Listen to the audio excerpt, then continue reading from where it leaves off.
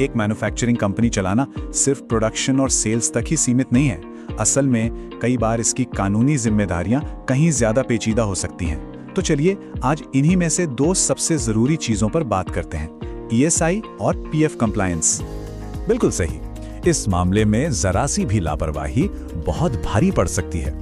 इसीलिए आज हम ESI और PF कंप्लायंस के इस कानूनी जाल को आसान भाषा में समझेंगे और देखेंगे कि अपनी कंपनी को इन सब से कैसे सुरक्षित रखा जा सकता है। अच्छा, तो सबसे पहला और सबसे बुनियादी सवाल यही उठता है कि क्या किसी कंपनी पर ESI और PF के नियम लागू भी होते हैं या नहीं। चलिए सबसे पहले इसी पहेली को सुलझाते हैं। अब यहाँ एक बहुत ही जरूरी फर्क पर ध्यान देना होगा।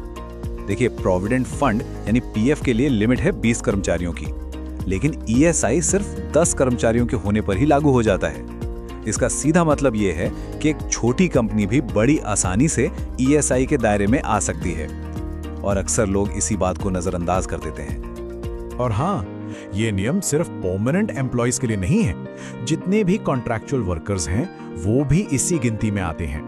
सच कहूं तो ये वो सबसे आम गलती है जहां ज्यादातर कंपनियां फंस जाती हैं और फिर उन्हें बाद में भारी भरकम रिकवरी नोटिस झेलने पड़ते हैं। ठीक है, तो अब ये तो साफ हो गया कि नियम लागू होते हैं या नहीं, पर अगला सवाल ये है कि अब करना क्या है।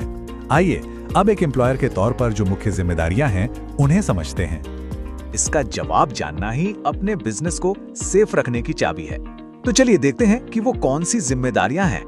तो एक तरह से आपकी जिम्मेदारियों की एक चेकलिस्ट है। पहला, हर एक कर्मचारी का टाइम पर PF और ESI रजिस्ट्रेशन करवाना। दूसरा, हर महीने कॉन्ट्रीब्यूशंस की एकदम सही कैलकुलेशन करना, 1 रुपए का भी फर्क नहीं। तीसरा, चालान को हमेशा डेडलाइन से पहले जमा करना।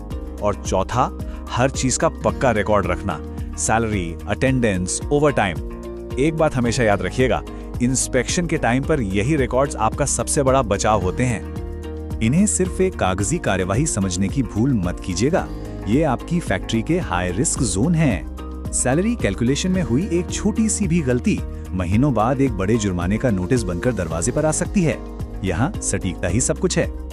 तो अब जब हम ये जान गए हैं कि क्या करना है, तो चलिए एक नजर उस पर भी डालते हैं जो बिल्कुल नहीं करना है। ये वो आम गलतियां हैं जो मैन्युफैक्चरिंग कंपनियों को लाखों का चूना लगा सकती हैं। तो आखिर वो कौन सी चूक हैं जो बार बार देखने को मिलती हैं? ध्यान से सुनिएगा, क्या पता इनमें से कोई गलती आपकी फैक्ट्री में भी अनजाने में हो रही हो।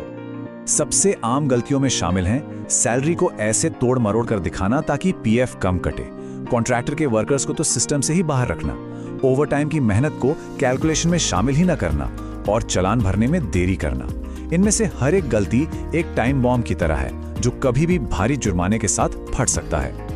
लेकिन घबराने की बात नहीं है, हर समस्या का एक समाधान भी होता है।